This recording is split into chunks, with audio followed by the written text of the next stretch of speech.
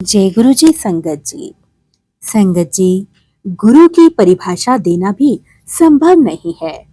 यह भी कहना कठिन है कि गुरु कौन है और क्या है। परंतु एक तथ्य स्पष्ट है, वह मनुष्यों, देवी और देवताओं की सीमा से भी बंधे नहीं हैं। वह तो सर्वोच्च है। यह समझने की भूल नहीं करनी चाहिए कि यह मानव देह उनका एकमात्र रूप है। वह तो उनके अस्तित्व का माध्यम मात्र है। कल वह मनुष्य शरीर में थे, आज पूरा ब्रह्मांड उनमें समाहित है। कल वह लाल परिधान में थे, आज आकाश उनका परिधान है। कल वह आपको नाम से संबोधित कर रहे थे, आज आप शांति पूर्वक उनकी आराधना करते हैं। कौन कहता है कि वह नहीं है? उनकी संगतों का स्मरण कीजिए। भव्य, प्रभावशाली और सौम्यता से वह प्रवेश करते थे और जब तक आप तत्परता से उनके अभिवादन के लिए खड़े हो पाए, वह अपने आसन पर बैठ जाते थे।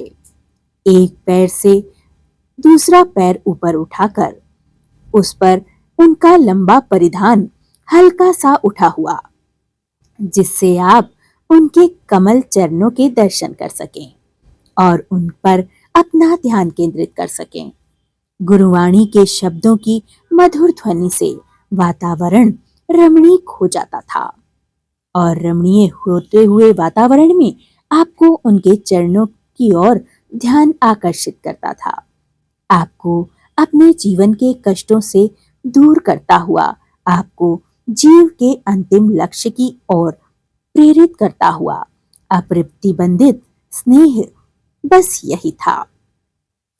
उनके आशीष से भरी हुई चाय प्रसाद आती थी। फिर कभी कभी शब्दों के बजते हुए या उनके पश्चात उनके आदेश पर लंगर से पूर्व कोई अपने सत्संग सुनाता था। वह इतना प्रासंगिक लगता था जैसे वह आपके ही व्यवसायिक, निजी अथवा रोगों और अन्य कष्टों की आप बीती का वर्णन कर रहा हो।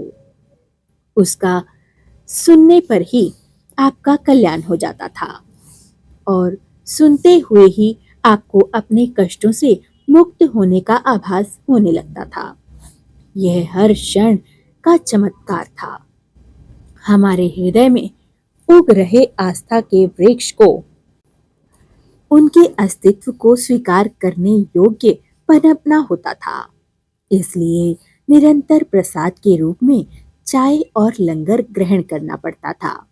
वह हमारी आत्मा को अपने स्नेह और ओज से भरते रहते थे। वह हम सबको प्रेम और आस्था से परिपूर्ण समर्थ बना सकें। वह निरंतर हमें इस संसार के सबसे बुरे अंग, स्वयं इस संसार से निकालने का उपचार देते रहते थे। जीवन के उतार चढ़ाव की कठिनाइयों में वह सदा हमारे साथ रहते थे। संभवतः किसी को भी उनके वास्तविक रूप का ज्ञान नहीं था। यह कहना पर्याप्त होगा कि उनमें प्रेम का पारावार था। जय गुरु जी।